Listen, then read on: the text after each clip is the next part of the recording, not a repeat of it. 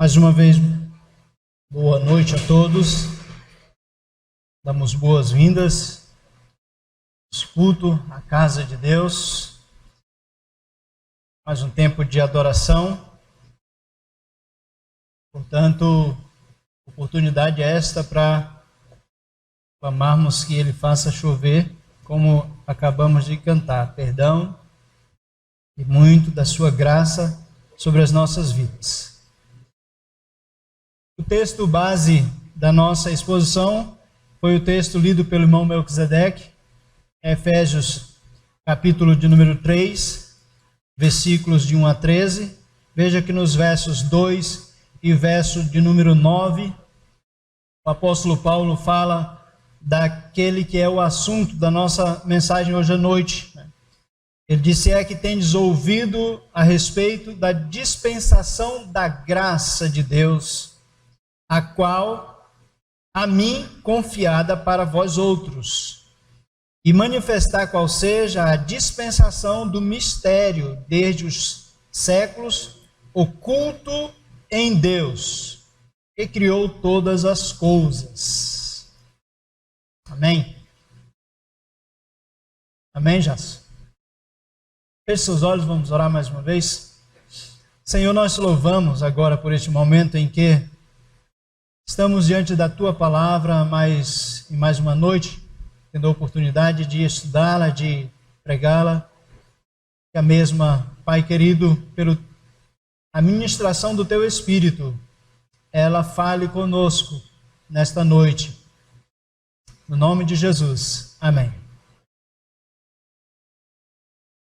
Domingo passado nós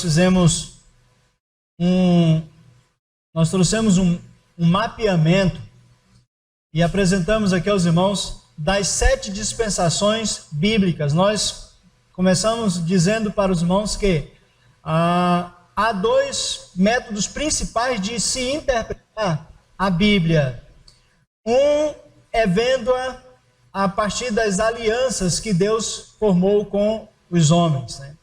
E o outro método é observando as eras dispensacionais, as épocas dispensacionais.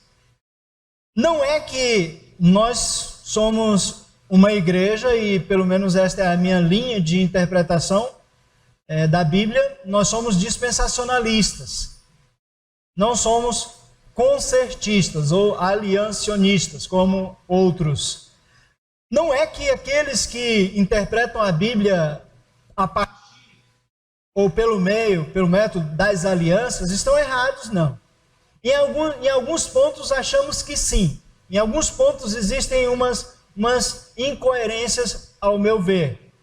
Mas o fato é que está na Bíblia. Deus fez aliança com Adão, que Deus fez aliança com Noé, que Deus fez aliança com Moisés, que Deus fez aliança antes de Moisés com Abraão, e por último, a última aliança Deus estabeleceu com a humanidade por intermédio de Jesus Cristo. Mas nós mostramos e focamos as 7 dispensações bíblicas, que são as dispensações da inocência, da consciência, do governo humano, da promessa, da lei, são da graça e a do milênio.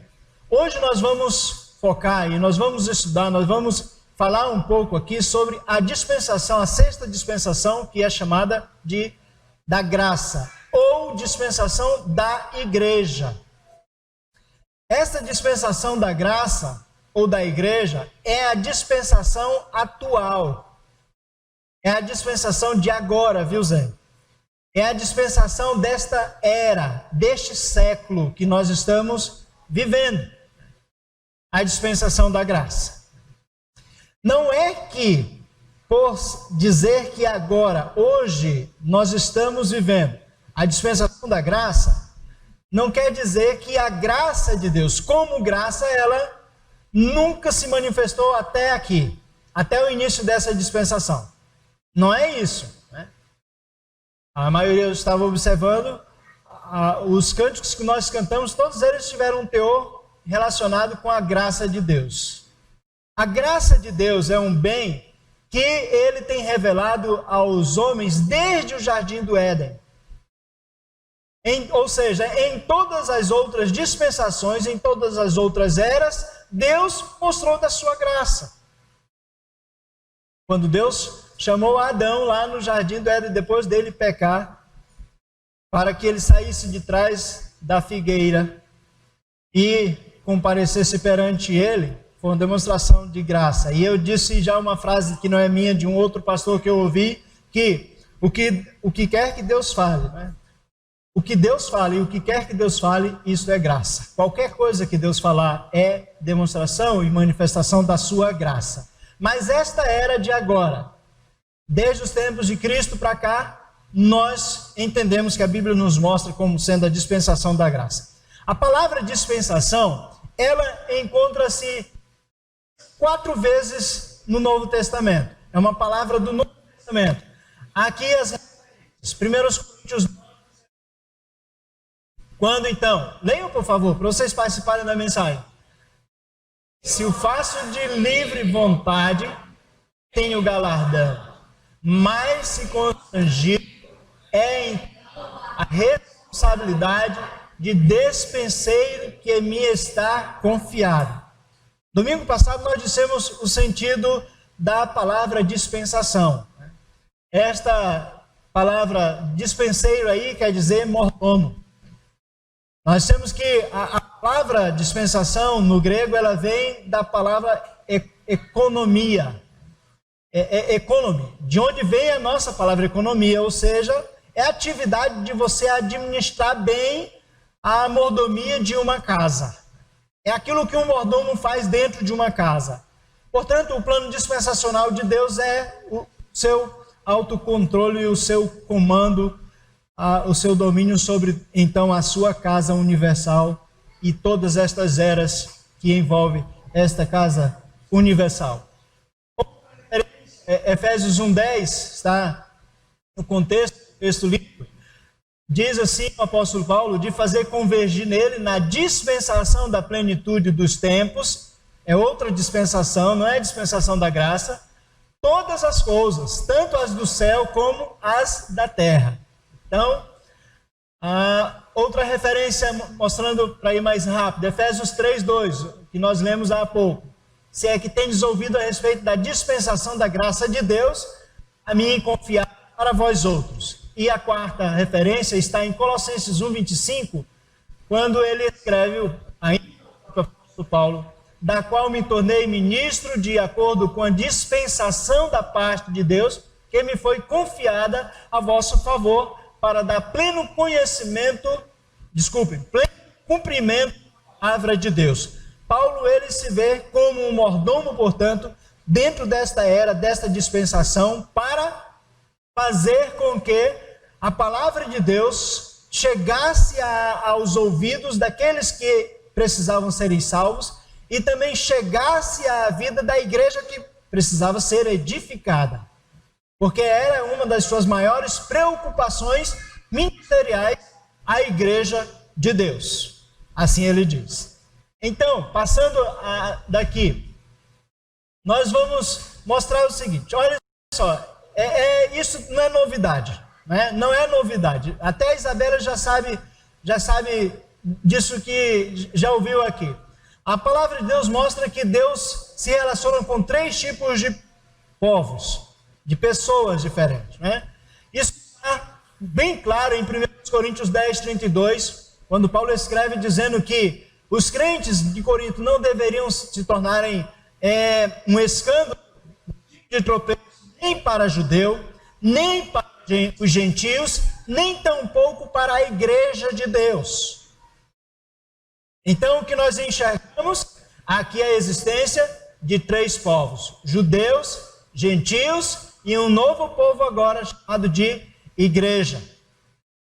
A partir da dispensação em que Deus chamou Abraão para dele fazer uma grande nação, passaram a existir 2 povos na terra, que eram todos os povos as nações que já existiam até ali, e a partir de Abraão, os judeus. Agora, nesta depois de Cristo ter vindo ao mundo, então surge um novo povo chamado de igreja. Este povo, a igreja, é formado tanto de gentios quanto de judeus. Tanto de judeus quanto de gentios. Nós lemos no texto do capítulo 3 de Efésios que existia um mistério que estava oculto em Deus. Qual que era esse mistério? Era de Deus fazer com que os gentios tornassem coparticipantes das promessas em Cristo Jesus. Então, tanto no capítulo 2, antes do capítulo 3, Paulo fala isso também em Efésios. Tanto de judeus quanto de gentios, Deus estava formando um novo povo, a igreja, vista como a noiva do Cordeiro. Então, Deus revelou agora nesta era qual é esse mistério, ou seja, ele quebrou a barreira de separação entre gentios e judeus, e de ambos, diz o apóstolo Paulo no capítulo 2 de Efésios, ele fez um povo chamado de igreja. Então, 3 povos diante de Deus. Considerem outro detalhe interessante, que é o fato de que a Bíblia nos mostra, são 3 séculos principais. Domingo nós pincelamos rapidamente, mostrar quais são estes séculos principais que a Bíblia mostra. O século antediluviano, ou seja, isso não quer dizer século de 100 anos, não. Isso é um período de tempo que pode envolver mais de um século de 100 anos. Este período antediluviano, provavelmente os dinossauros existiram, foram muitos séculos de 100 anos. Foi muito tempo que existiu. Mas é um século que é chamado de principal. Assim nós vemos destacado na Bíblia. Outro é chamado de o século presente. Não é plural, ali eu errei, tá? É século presente. Que é o século que vem desde então, depois do dilúvio de Noé, até então a nossa era. E vem um outro século dos mais importantes, que é o século vindouro, que está por vir aí, o milênio, um tempo de 1000 anos ou quando Cristo estará reinando na terra, será um reino de justiça, de alegria e de paz para aqueles que aqui na terra estiverem vivendo. Mas além destes séculos principais, a Bíblia fala de outros séculos, como por exemplo os séculos criacionistas, aqueles que existiram antes mesmo de Deus formar o homem, e também os séculos vindouros, que estão além do século ou do tempo do milênio, quando Cristo estará reinando na terra. Quando haverá o século dos séculos, muitos séculos por vir. Deus é o Senhor da história. Deus é o Senhor do tempo. Todas as eras, todas as épocas, nenhuma delas fogem do seu controle, fogem do âmbito da sua sabedoria. Então vamos considerar propriamente aquilo que nós dissemos no início, que é esta dispensação de agora chamada da dispensação da graça. E começa, veja só, os primórdios da dispensação da graça vêm com o nascimento de Jesus Cristo. Jesus nasce, mas não é aí, e tem muitas pessoas que estudam a Bíblia pensando assim, que quando Jesus nasceu, então iniciou essa nova era. Esta época de agora, não. Não foi quando Jesus nasceu. Jesus nasceu, viveu, pregou durante 33 anos, até então chegar ao segundo momento na sua vida, que foi a morte. A morte de Jesus no Calvário. Podemos dizer que aí sim, a partir da morte de Jesus no Calvário, então inicia-se esta era, essa nova dispensação da... A partir do momento em que ele morre, dá-se validade ao testamento. O autor de Hebreus capítulo 9 diz isso. O testamento que firmava esta nova aliança no sangue de Cristo Jesus. Ele nasce, morre e tem a sua ascensão, a sua volta para o céu. Do Monte das Oliveiras, então, Jesus se despede dos seus discípulos e volta para os céus. Mas esta época, a dispensação da graça, a sexta dispensação, basicamente ela inicia-se, ela é batizada com o Pentecoste, com o acontecimento do Pentecoste, quando então o Espírito Santo ele desce sobre a vida na verdade ele já estava na vida dos apóstolos, porque já os havia batizado com o Espírito Santo, mas naquela ocasião, quando estavam reunidos ali num cenáculo junto com os apóstolos, um grande número de pessoas, o Espírito Santo desce ali sobre eles, a conversão dessas pessoas, ao batismo do Espírito Santo na vida dessas pessoas, e a partir dali, então, esta era está inaugurada. Começa a história da igreja. Primeira, ela é vista como a igreja dos apóstolos, porque justamente aquelas primeiras décadas, aqueles primeiros anos, não é? Eram os apóstolos que estavam coordenando, eram os apóstolos que estavam governando a vida da igreja de Cristo. E não é assim como pensam, desculpem aqui se alguém vai discordar. A Igreja Católica Romana dizendo que Pedro foi aquele a quem Cristo responsabilizou de dar o início, o pontapé inicial para a sua igreja. Não foi. Ele tornou-se a pedra angular, a pedra de fundamentação para a sua igreja ser construída, ser edificada. Efésios capítulo 2, Paulo diz isto. E então os apóstolos começam a encaminhar esta igreja de acordo com aquilo que Jesus havia deixado para eles, de como ela deveria seguir neste mundo. O que é que nós vemos Deus dispensar nesta era da graça sobre esta igreja, desde então a era apostólica, a mordomia. Todos nós nos tornamos aquilo que Paulo diz nos versículos que nós mostramos para vocês, mordomos. Nós nos tornamos responsáveis. Nós nos tornamos incluídos nesta era dispensacional. Alguns têm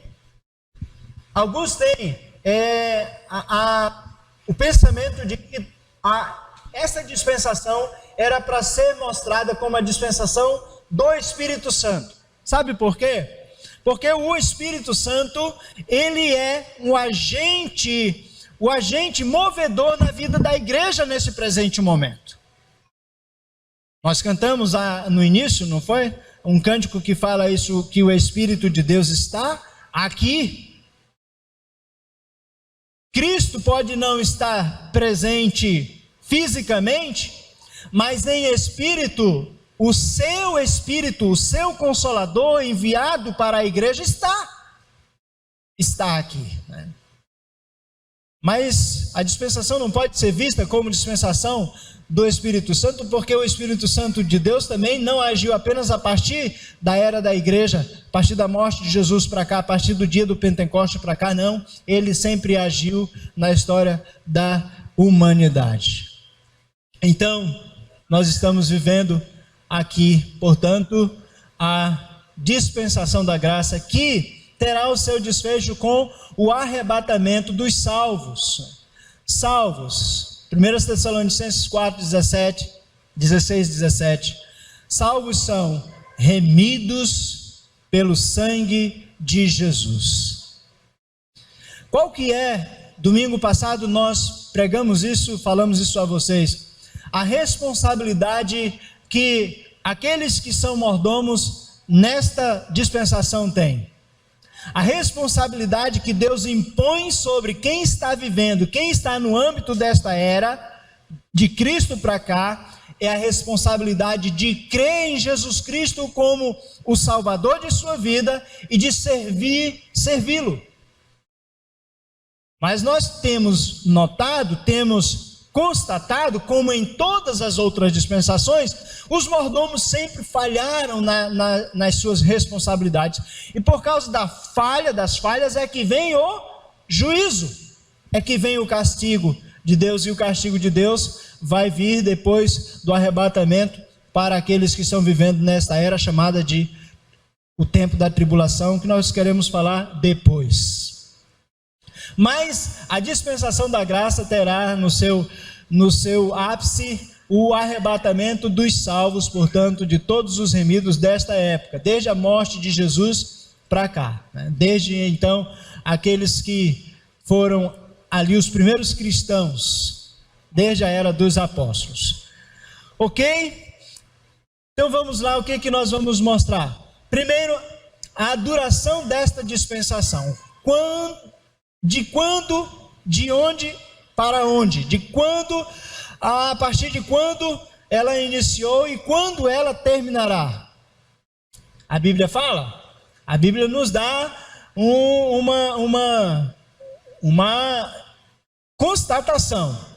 A duração dessa dispensação é desde a morte de Jesus Cristo aqui na terra, até então a sua segunda volta, que daqui a pouco nós vamos falar, para a gente então caminhar para a conclusão já da nossa apresentação, tá? Desde a morte de Jesus até então a sua segunda volta, o seu segundo advento, é o tempo de duração dessa dispensação. Isso já tem mais de 2000 anos. 2000 anos. Veja que as outras dispensações, as primeiras, dispensação da lei, a dispensação da promessa, não teve um tempo durável como este que nós estamos vivendo. Quantas gerações já não se passaram nesta era? E a igreja ainda está aqui na terra. O Espírito Santo ainda está aqui na terra. Deus ainda está com o seu plano em curso. Porque ainda não chegou o dia, ainda não chegou a hora, como Jesus fala e revelou aos seus discípulos, dele retornar novamente a este mundo, para então dar um desfecho a este tempo, a essa dispensação. Mas com a morte de Jesus, meus amados irmãos, Deus, ele abriu para nós um novo e vivo caminho, para que nós possamos nos aproximar de Deus, para que nós com intrepidez nos acheguemos diante da sua presença, diante do seu trono de graça, diz Hebreus capítulo 4. No capítulo 10, diz que pelo véu da sua carne que foi rasgado, ele nos abriu um novo e vivo caminho para que nós nos acheguemos a Deus. Aquela dispensação anterior, cheia de cerimônias, cheias de ritos, foi abolida, e o símbolo dessa abolição foi quando, no dia que Jesus morreu na cruz do Calvário, o véu do santuário que separava, fazia separação do lugar santo para o santo dos santos, foi rasgado de alto a baixo, diz a palavra de Deus, em duas partes. Assim estava simbolicamente demonstrada o cancelamento daquela dispensação anterior que culminou na vinda de Cristo, na sua morte na cruz do Calvário. Jesus veio, portanto, nestes dias, nestes tempos da era da igreja, para que todas as profecias, tudo aquilo que a Bíblia diz no Velho Testamento a seu respeito, fosse então cumprido. Ele deveria nascer de mulher, era uma profecia bíblica. Gênesis capítulo 2, capítulo 3, versículo 15, diz que da semente da mulher viria aquele que esmagaria a cabeça da serpente. E Gálatas 4, versículo 4, diz que Paulo, vindo o fim dos tempos, Cristo nasceu sob a lei e nascido de mulher. Ele é a semente de Abraão. Ele é o descendente de Davi. Ele é aquele por intermédio de quem o reino de Davi se perpetuará na terra. o descendente de Davi direto que assumirá o seu trono para governar o mundo com justiça e equidade. Então, há dezenas e diversas de profecias bíblicas que mostram que Jesus veio para cumprir profecias do Antigo Testamento, para serem cumpridas nesta era em que nós estamos vivendo. Mas eu creio que vocês devem perceber, o nosso foco não é mostrar coisas e detalhes que não dizem respeito à escatologia desta era. Eu quero focar a nossa ministração nas coisas que são escatológicas referente a esta dispensação da graça, a dispensação da igreja. Então claro que, por exemplo, o relacionamento com o Espírito Santo nos importa sim, porque isto diz respeito ao nosso momento, à nossa vida aqui. O nosso relacionamento com Deus é via e por intermédio do Espírito Santo. Diz respeito também ao exercer os dons e ministérios que assim Deus incumbiu à sua igreja. Mas vamos atentar para uma coisa das mais fundamentais desta dispensação da igreja, desta era, que é a segunda vinda de Cristo. A segunda vinda de Cristo. Quando ela se dará? Nós já dissemos há pouco atrás que ela se dará no final da dispensação da graça. Então, quando estiver chegando ao final, e nós podemos não afirmar, mas supor que ela está muito próxima a terminar, chegar ao seu término, essa era de fato, ela caminha rapidamente para o seu desfecho, não é? Ele virá novamente. Ele já veio uma vez, virá uma segunda vez. Aqueles que estiverem preparados, ou seja, a forma de preparo é a vida entregue a Ele, o reconhecimento dele como Senhor e Salvador. Mas isso é um reconhecimento de fato e de verdade, não apenas de aparência, porque o que acontecerá quando Jesus voltar e raptar a sua igreja da terra, é que em muitas igrejas ficarão muitas pessoas dentro das igrejas, porque nunca se converteram. Então, Cristo voltará, e aqueles que estiverem preparados subirão com Ele. Quando isso se dará? As parábolas que Jesus conta no capítulo 13 do Evangelho de Mateus, todas elas estão relacionadas com esta dispensação da igreja. Todas elas têm uma aplicação para a vida da igreja. Mas há uma parábola em especial que Jesus conta no capítulo 24 do Evangelho de Mateus, onde ele fala sobre a figueira, colocando a figueira como uma figura ou um símbolo para Israel, uma figura para Israel. Essa parábola serve para então nos dar uma diretriz com relação à sua volta, à sua segunda vinda. Vocês vão ler, por favor, o texto que está aí, o texto inicial, quando Jesus começa a apresentar a eles a parábola da figueira. Leiam, por favor.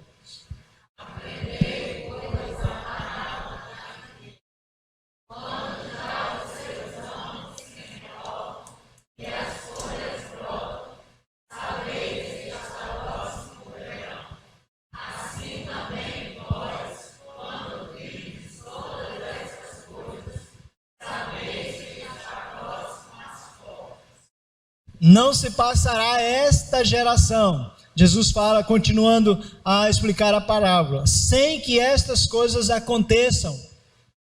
E estas coisas é aquilo que Jesus descreve, falando sobre tribulação. Nós vamos ver isso mais para frente, outra oportunidade, se Deus quiser.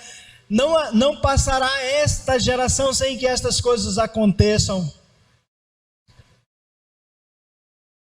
Então a geração da figueira é uma geração importante para ser considerada, para entendermos quando se dará a segunda volta de Cristo Jesus.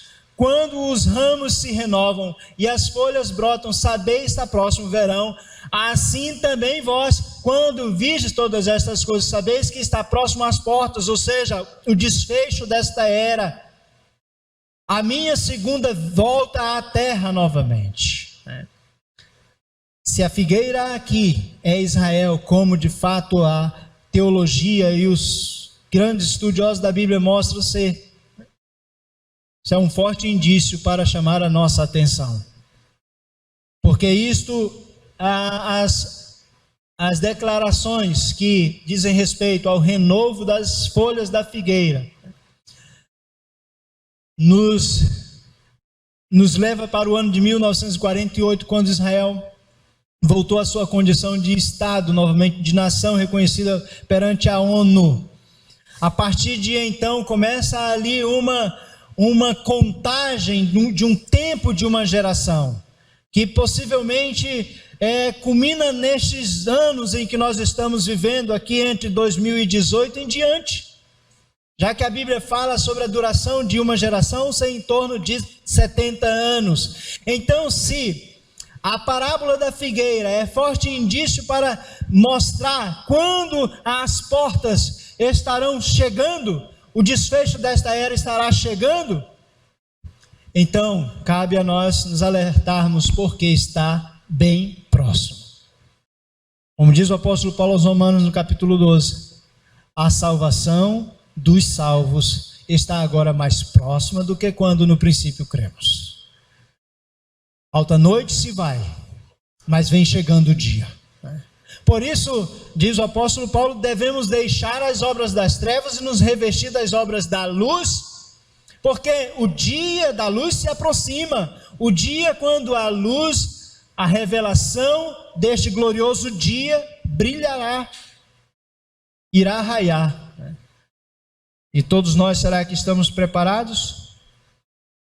Mas Deus não discorre dos seus planos, e principalmente o plano da redenção, de forma incompleta. Ele não deixa isso incompleto. O que se dará com a vinda de Cristo? A Bíblia nos mostra uma segunda coisa que nós queremos mostrar, ou um detalhe que queremos mostrar aqui, que quando Jesus voltar, primeiro os mortos ressuscitarão, os mortos em Cristo. Aqueles que morreram desde então a era dos apóstolos para cá, vão ressuscitar neste dia, quando Jesus voltar, o dia da volta de Cristo. Os mortos, parentes, amigos, que morreram em Cristo. Aqueles que já haviam em vida entregado seus corações, suas vidas a Deus, partiram, morreram, súbita, instantaneamente, ou em sofrimento, voltarão à vida. O texto que nós temos para citar é 1 Coríntios capítulo 15, versículos 22 e 23, o apóstolo Paulo diz assim: assim como por um só homem todos morreram, também por um só homem todos serão vivificados. Como em Adão todos morreram, em Cristo todos serão vivificados. E aqui é genérico a declaração do apóstolo Paulo. Assim como por causa de Adão todos os homens morreram, tanto espiritualmente quanto fisicamente, em Cristo todos os homens também ressurgirão, tanto espiritualmente quanto fisicamente. E aí ele diz no versículo 23, cada um, porém, por sua própria ordem. Cristo as primícias, depois os que são de Cristo na sua vinda. Então Paulo diz haver uma ordem quanto a esta questão da ressurreição dos mortos, daqueles que já morreram nesta era, nesta dispensação. Primeiro Cristo, ele morreu e ressuscitou, e é a primícia dos que dormem. Assim o apóstolo Paulo enfatiza categoricamente no capítulo 15, o capítulo da ressurreição de 1 Coríntios. Depois os que são de Cristo, ou seja, então depois virá a ressurreição daqueles que estão mortos em Cristo. Como estão esses mortos hoje? Em que condição eles se encontram? Estava estudando, pesquisando o assunto nessa semana para falar aqui e vi a posição de um livro de um teólogo que ele diz o seguinte: ele contesta aqueles que trabalham a doutrina do sono da alma, dizendo que aqueles que morreram em Cristo, aqueles que morrem em Cristo, não estão dormindo, eles estão em plena atividade, eles estão em plena consciência, adorando e servindo a Deus. De fato, há embasamento bíblico para isso. O apóstolo Paulo, ele diz, no capítulo 1 de Filipenses, que a melhor coisa é partir e estar com o Senhor, porque isto é incomparavelmente melhor. Então Paulo não disse que o seu desejo era partir e ficar num estado de inconsciência. Não, era estar com Cristo. Então quem morre hoje, eu creio que não fica nesse estado de inconsciência. Olha a parábola que Jesus conta, a história que Jesus conta do rico e Lázaro. Tanto o rico no inferno, consciente do que lhe aguardava aos seus parentes aqui na terra, quanto Abraão e Lázaro no seio, no paraíso, conscientes. Os mortos vão ressurgir, os mortos ressurgirão, mas há também uma outra coisa que está dentro do plano da redenção de Deus, não apenas ressuscitar dos túmulos aqueles que morrem e dormem em Cristo, mas também revestir aqueles que estiverem vivos, ou seja, transformar, raptar aqueles que por ocasião da vinda de Cristo estiverem vivos. Será que acontecerá conosco isso? Tia Nilza, vou perguntar para a irmã, talvez a mais anciã daqui dentre nós. A irmã espera mais a morte ou a segunda vinda de Cristo? A segunda vinda de Cristo. A maioria dos crentes, até mesmo dos mais novos, pensam muito mais na morte do que no dia em que Cristo voltar. Na segunda vinda. Se Cristo voltar hoje, não importa a sua idade, não importa quanto tempo você já viveu aqui, se você está em Cristo, você será raptado, você será levado, você será arrancado deste mundo e transformado em glória. Um corpo já glorificado, não mais material, mas imaterial, para poder suportar a face de Deus, poder suportar a glória de Deus, poder adentrar os portões celestiais também. Então quem estiver vivo será transformado nesta era. Quando Jesus voltar, primeiro nós mostramos, os que estão no túmulo vão ressurgir, depois Jesus transformará os vivos. Na epístola aos Tessalonicenses, capítulo 4, versículo 13, Paulo diz: primeiro os que dormem serão ressuscitados, depois nós os vivos, e ele se inclui, seremos transformados para assim sermos arrebatados e estar para todo sempre com o Senhor. Quem estiver vivo será transformado. Quem estiver morto será ressuscitado. Lembram das palavras que Jesus disse a Marta, a irmã de Lázaro, na ocasião do falecimento de Lázaro? Jesus chegou para Marta no objetivo de consolá-la, disse: eu sou a ressurreição e a vida. Jesus é a ressurreição para aqueles que estão mortos nele, para aqueles que já morreram. Ou seja, ele é o poder supremo que irá arrancá-los do mundo dos mortos e trazê-lo à vida novamente. Mas ele também é a vida para aqueles que estão vivos, ou seja, a energia, o poder que irá transformá-los dando a estes vivos um corpo glorificado para então poderem subir, estar com Ele. No Antigo Testamento há 2 arrebatamentos que são mostrados. Primeiro, de Enoque. Em Gênesis capítulo 5 mostra o traslado de Enoque. Enoque sendo arrebatado, levado para os céus.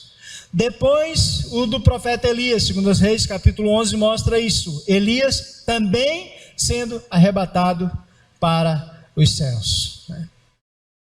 Veja que nos evangelhos há um acontecimento bem interessante para ilustrar isso que acontecerá no final dessa dispensação, por ocasião do arrebatamento da igreja, ou seja, a ressurreição dos que já morreram e a transformação dos vivos. Quando Jesus então está sobre o monte das oliveiras, e junto com ali 3 dos seus discípulos acontece a transfiguração, Lucas capítulo 9, versículo 28 a 31.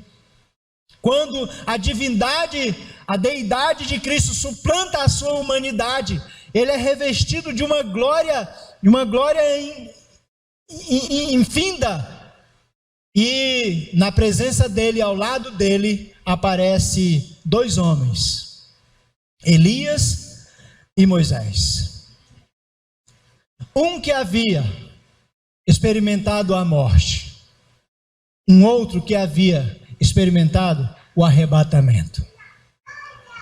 São esses os 2 tipos de pessoas que subirão com Cristo, que voltarão com Cristo para os céus. Aqueles que já morreram nele. Assim como Moisés estava morto, havia morrido, experimentado a morte, mas naquele momento desfrutando um momento de glória, de fulgor, um momento glorioso, como assim será a vida ressurrecta nos céus.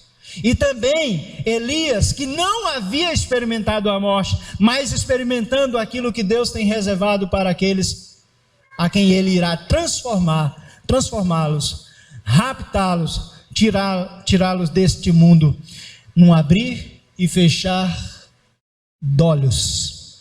Diz o apóstolo Paulo em 1 Coríntios 15:52. Abrir e fechar, nós traduzimos para o linguajar no português, abrir e fechar de olhos. Mas a palavra no grego, ela quer dizer uma fração de segundo muito mais rápida até mesmo do que o piscar de olho. Então, instantaneamente, os cristãos, esperançosos da segunda vinda de Cristo, serão transformados e subirão juntamente com os ressuscitados em glória. Como parte do plano de Cristo para a consumação desta era da dispensação da igreja, onde está o plano redentivo, vem aquilo que nós chamamos de um evento chamado Tribunal de Cristo. Entendamos, irmãos, que a segunda vinda de Cristo, ela é um evento único. Ela é um evento que, por mais que seja único, mas se dará em 2 etapas. Primeiro, Jesus virá para fazer aquilo que nós mostramos há pouco, arrebatar a igreja, tanto daqueles que já morreram, quanto transformar aqueles que estiverem vivos e levar para os céus. Depois do arrebatamento da igreja virá a tribulação, um período de 3 anos e meio ou 7 anos, de um modo pleno, completo. De grande tribulação, a Bíblia diz que virá acontecer com esta humanidade. Coisa muito pior, provavelmente, do que o que nós temos visto acontecer nesse ano.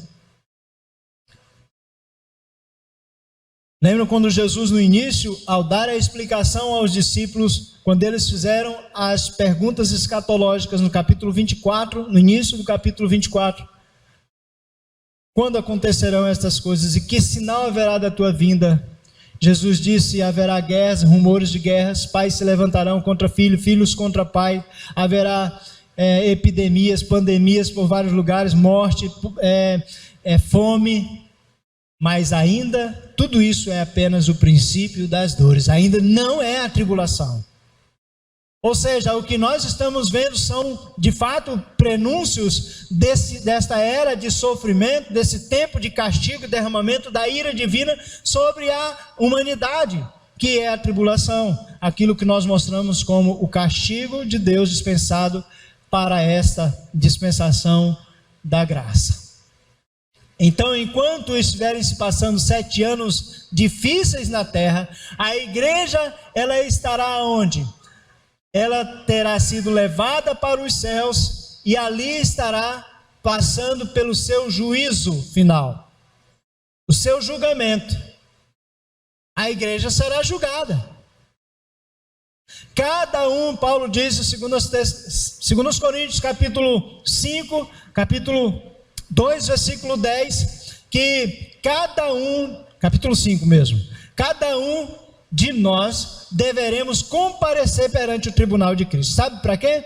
Para darmos conta, prestarmos conta, conforme o que cada um fez por intermédio do seu corpo, ou seja, da sua vida. O que fizemos e deixamos de fazer nesta era dispensacional, vamos ter que prestar contas. Na primeira Epístola aos Coríntios, no capítulo 3, o apóstolo Paulo fala da questão do fundamento lançado para a construção da igreja, que é o fundamento que é Cristo, e sobre este fundamento é que se deve lançar qualquer trabalho em prol do crescimento deste edifício chamado igreja. Ele diz assim: se o que alguém tiver feito sobre o fundamento, que é Cristo, for comparado ao ouro, prata, pedras preciosas, madeira, feno, palha, provado será no dia deste julgamento final. Então, se a obra de cada um, se a obra de cada um de nós for comparada à pedra, a ouro ou a prata, certamente o fogo não destruirá. Mas se as nossas obras forem comparadas ao feno, à palha ou à madeira perecível, vocês estão vendo o que está acontecendo no centro-oeste do Brasil com relação ao avanço do fogo, das queimadas, tudo vai virar cinza. Tudo vai queimar. Todavia, diz o apóstolo Paulo, seremos salvos como que através do fogo. Então vamos escapar no linguajar popular, desculpem usar aqui, tá? Escapar fedendo.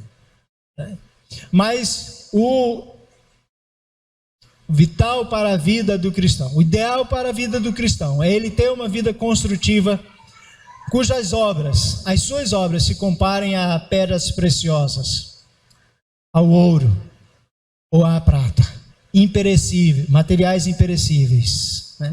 A igreja estará sendo julgada. Não será um julgamento para condenação.